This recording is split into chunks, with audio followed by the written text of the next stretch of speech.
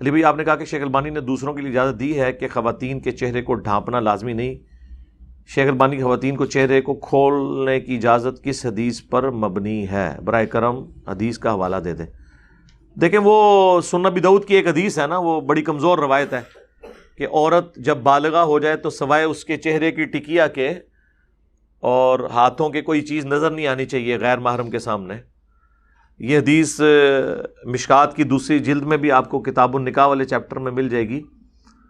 یہ صرف ضعیف نہیں ہے بلکہ اس پہ شیخ زبیر صاحب نے لکھا ہے یہ ظلمات میں ڈوبی ہوئی ہے، اس میں کئی ایک ہیں، منقطع بھی ہے، مدلس کا ایشو بھی ہے، ضعیف راوی بھی ہے، کئی ایک اس کے اندر سکم پائے جاتے ہیں. تو اس کی وجہ سے وہ یہ سمجھتے ہیں.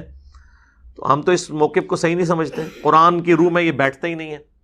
سب سے پہلے تو قرآن میں آئے نا کہ قرآن پاک کا مزاج کیا ہے. سورہ النور میں آئے کہ عورت کے زیور کی جو آواز ہے یہ بھی باہر سنائی نہ دے زینت کی چیزوں میں.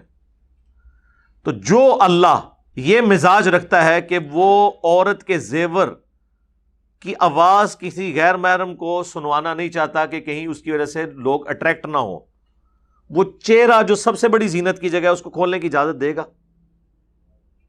اچھا، پھر امت کے لیے رول ماڈل تو امہات المومنین ہیں، نبی علیہ السلام کی بیٹیاں ہیں.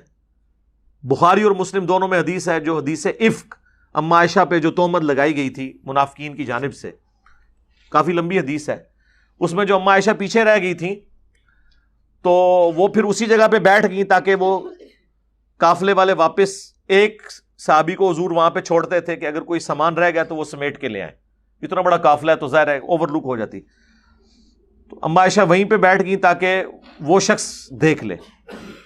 تو وہ کہتی ہیں اس دوران مجھے اونگ آ گئی اور میرے چہرے سے جو گھونگھٹ ہے وہ ہٹ گیا. تو اس صحابی کی نظر مجھ پہ پڑی تو انہوں نے پڑھا انا للہ و انا الیہ راجعون. تو اونچی آواز میں جب پڑھا تو میں نے فوراً سے چہرے کا پردہ کر لیا. اور اما عائشہ کے الفاظ ہیں کہ اس نے مجھے اس لیے پہچان لیا کہ اس نے آیت پردہ نازل ہونے سے پہلے مجھے دیکھا ہوا تھا.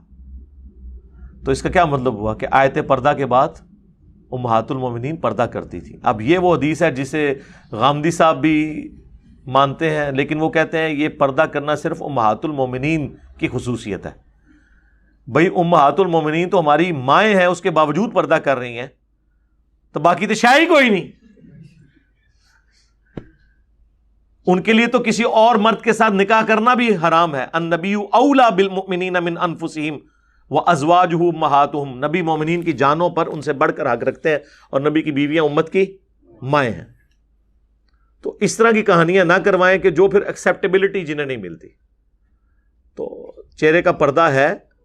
ہم یہ اس قسم کے جو لوگ چہرے کا پردہ کھولنے کی، میں تو کہتا ہوں اب یہ پرفتن دور میں اگر کوئی شخص یہ سمجھتا ہے کہ اس کے نزدیک نہیں ہے تو اجتہاداً کے یہ کام ہے، ان میں ان کو آپ شامل کر لیں. یہ بہت بڑا فتنہ ہے اس وقت عورت کا اس طریقے سے چہرہ کھولنا. امت کو بہت بڑی آزمائش میں ڈال دیا اس چیز نے. باقی پردے کے اوپر میری کئی ایک ڈیٹیلز ویڈیوز ریکارڈڈ ہیں، وہ آپ دیکھ سکتے ہیں.